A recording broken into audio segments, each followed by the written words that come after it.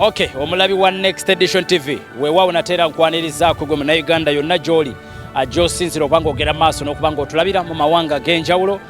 Tukuweereza tusinzira mu kibuga Kampala, eggwanga Uganda erikulemberwa President Yoweri Kaguta Museveni, era nga Munnayuganda mpuliriza ekibuga Kampala ekikulemberwa Omuliro Salongo Elias Lukwago mu kiseera kino. Sekanyo lya Extra the undercover nagamba tambula ne twetolera ensi yonna, era nabwe gutyo olunaku olwaliro sigenda kubanga ate oba olyawo ndwawo kutwambuza mu nsi gye ndowooza nti oba olyawo erimuko amawulire nabwe gutyo kutute mu ggwanga Uganda, era nga Munnayuganda olunaku olwawo lukeeredde nga amawulire gongera okusaasaanira ku buli Munnayuganda n'asembera ddala wansi ag'okuba nti World Bank yavuddeko netegeeza nga bw'etakyagenda mu maaso nakubanga eddamu kuwoola ggwanga Uganda newankubadde ennusu 11 okuva mu banka eno.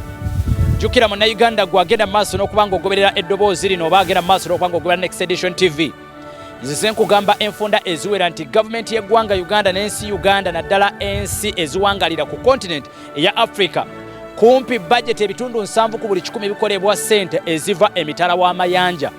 Sente eziyimirizaawo eggwanga kumpi ebitundu 7 emirundi egisinga ojja ne weesanga nti biva mu nsimbi eziva emitala w'amayanja. Zino bwe njogera ku sente eziva emitala w'amayanja mwe tuzingira ne World Bank, nga World Bank Munnayuganda gwagenda maaso n'okubanga ongoberera yeeyo banka y'ensi yonna eriwo okubanga ate munnange ekulaakulanya oba ewola amawanga mu ngeri y'okwekulaakulanya n'okwegobako kw'obwavu ku magoba amatono. Eyo gye twogerako World Bank. Era World Bank egenda maaso n'okubanga eteekako oba eteekako projects mu nsi ez'enjawulo, era nga Munnayuganda gwagenda maaso n'okubanga ongoberera ojja kwebuuza nti etuulawa. Eno egenda maaso n'okubanga ekolebwa ensi zinnaggwadda. Era tugamba twogera ku nsinga America, twogera ku Russia, twogera ku nsinga China, twogera ku nsinga France, twogera ku nsinga UK n'amawanga amalala mangi nnyo ago agagenda maaso n'okubanga ate agamaala dde okubanga gafuna ku sente kati mu kaweefyo gayambako amawanga amalala gakyaku. Eno banka egenda maaso n'okubanga egagattirawo, era nga kubanga kavaayo kagenda butereevu mu nsi ezekyagenda maaso n'okubanga ate zeegattagatta oba okubanga zeekuŋŋaanya.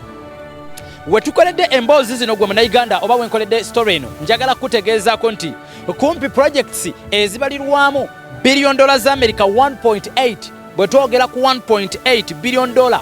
billion dollars za America ze zigambibwa okuba nti zimaze okubanga zikosebwa, era nga zino zigenda kubanga zifiirizibwa kye tuwandiise 6.7 trillion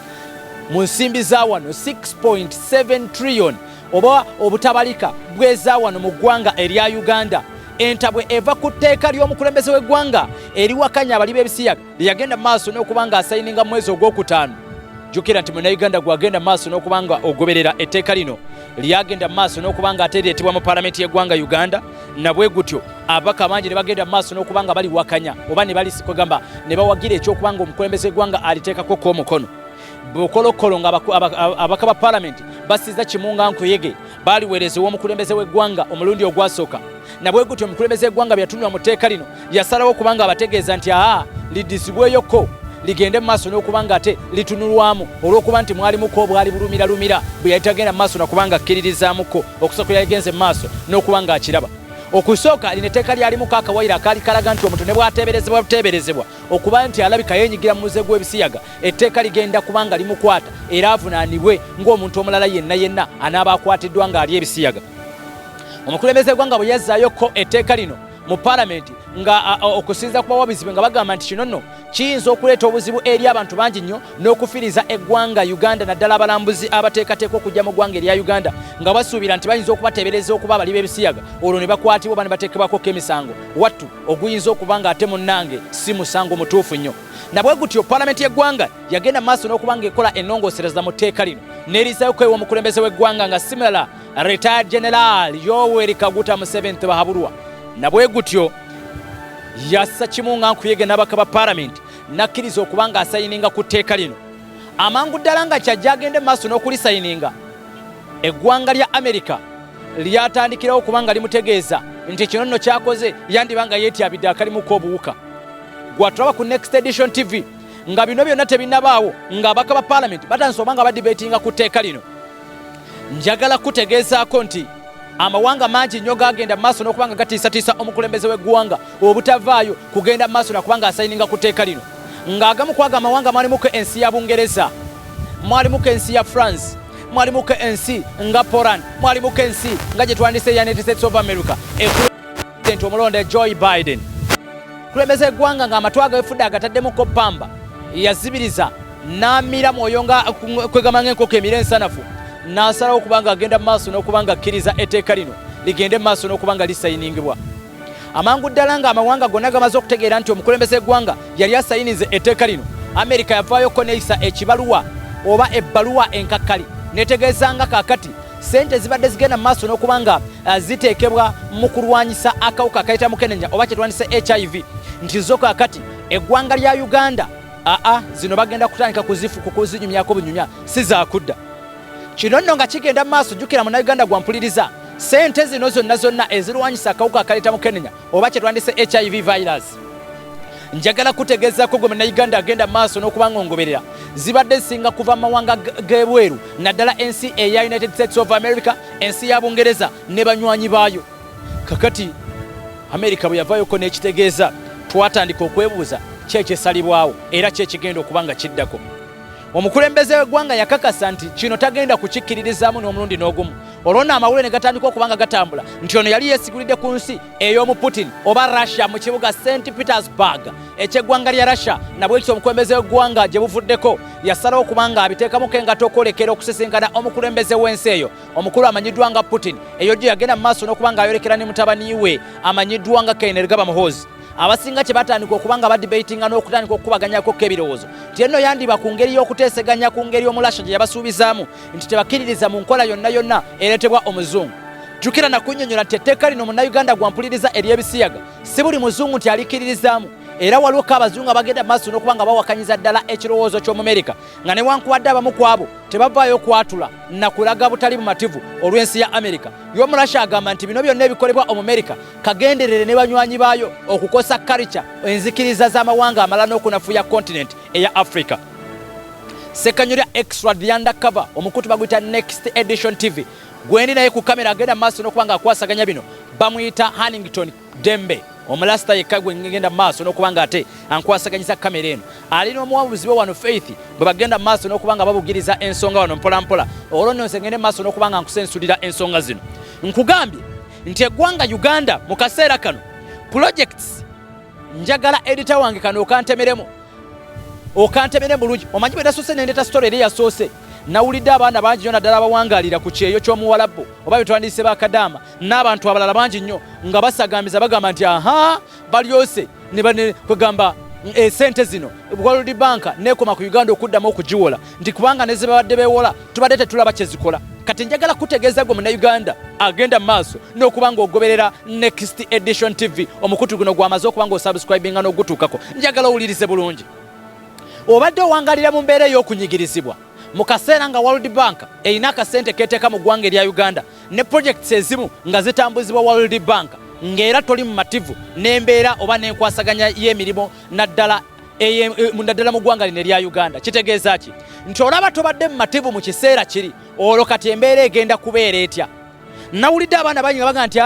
kyekyaleete n'akasente kaffe ke tuweereza okuva ku kyeyo ne kabeera nga mazima n'oweereza sente miliyoni 2 ne watuuka miliyoni 1.7 ye bannaffe eggwanga ligenda kubeera litya. Bwe kiba nga luli omusolo gubadde muyitirivu kakati teebereza mu kaseera kano nga World Bank tekyatuwa kasente ng'essubi lyokka erisigaziddwa ly'ery'eggwanga Uganda okutunula mu ngeri gye ligenda okubanga kugamba okuteekawo k'engeri y'emisolo emirala eggwanga lisobole okubasigala nga litambula nga munnayuganda asigadde yeeyagalira mu nsi ye. Wano nno njagala owulirize bulungi nga tonnaba kusagambiza. World Bank oba kye twandiyise banka y'ensi yonna projects zino ezimaze okubanga zisaanyizibwawo ezibalirwamuko trillions 6.7 oba obutabalika obusiriiza bw'ensimbi za kuno ez'eggwanga Uganda 6.7 ze zikakasiddwa nti zo zimaze okuba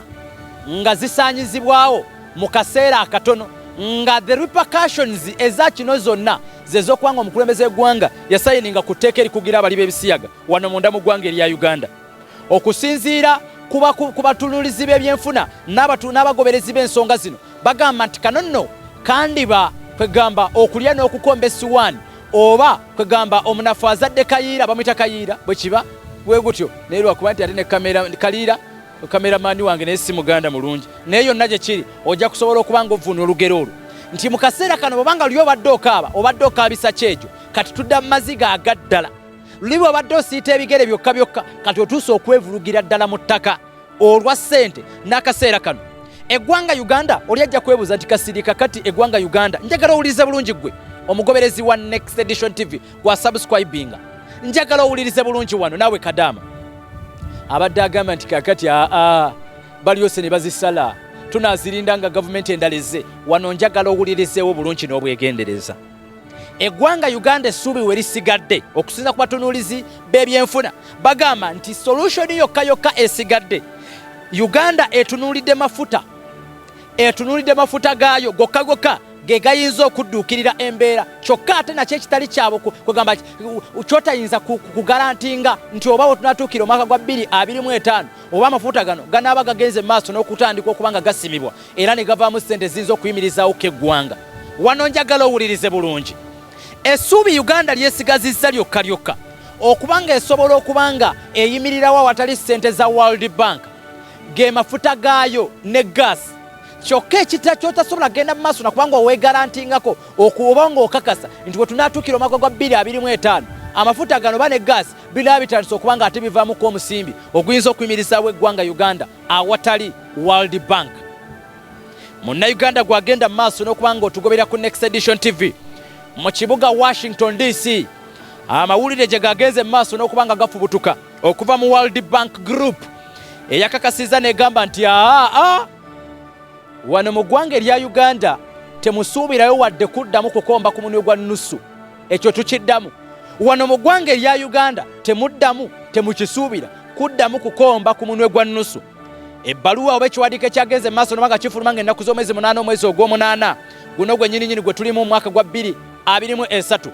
okusinziira ku banene mu banka eno bakakasizza ne bassa kibunga nkuyege awatali kurivayizinga na kutunula mu tteeka lino erikugira abali b'ebisiyaga bo kye bayita okutyobola n'okulinyirira eddembe ly'obuntu amazima ga Katonda eggwanga Uganda ebikwatagana ne ssente ze mbadde musuubira okuva mu banka yaffe temusuubira wadde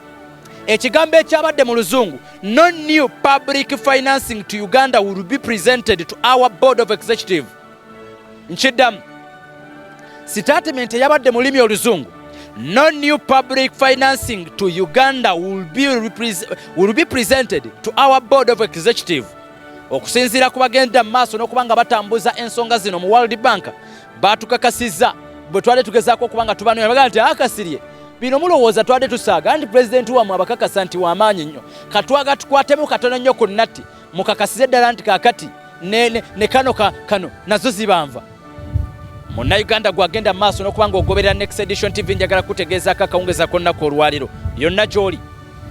ng'ensi yonna erindiridde omukulembeze w'eggwanga bino byonna bimuyugula ettama ye kyekigenda okuddako njagala owuliriza omukulembeze w'eggwanga ebbaluwa gye yawandiise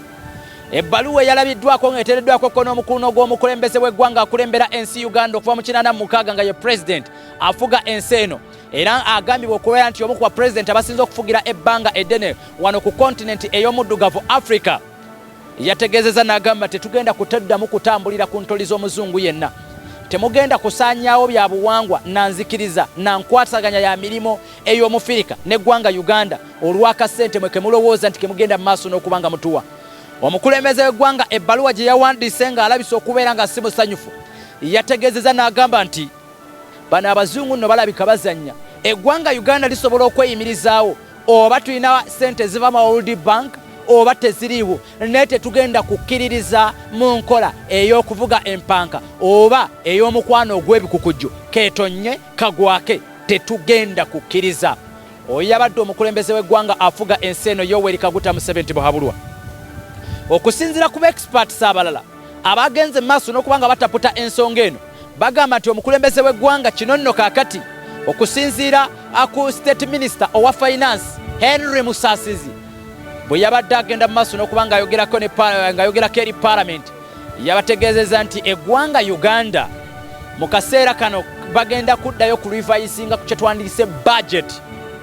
bagenda kuddamu okurevisinga ku kye twandise budget balabe ku kiki batoolako ku ssente balabe kiki bongerako ku ssente okusobola okufiitinga mu society nga ssente za World Bank ng'emaze okuba ng'etuwemukira ng'owebbangu nekakasa nti tetugenda kuddamu kubawa ssente okusinziira ku Henry Musaasizi bwe nabadde ngezaako okuba nga njogerako naye nti akasiri ekisigadde kyakutunula kati mu kaseera kano ng'ebyamafuta ne gaasi tukyabirowoozaako kati kyakutunula ku budget tulabe what could be the solution eyinza okutuyamba okusigala nga tutambula ng'emirimu gy'eggwanga gitambula newankubadde nga World Bank tetuwadde kasente munnayuganda gwagenda maaso n'okuba nga ongoberera abakulu bagamba abatunulizi b'ebyenfuna bagamba nti Uganda okusayininga ku tteeka lino yali teyeeteeseteese nkiddamu okusinziira ku experts abatunulira ebyenfuna oba abagoberera ebyenfuna wano mu ggwanga erya Uganda bagamba nti Uganda President Yoweri Kaguta Museveni okusayininga ku tteeka lino erikugira abali b'ebisiyaga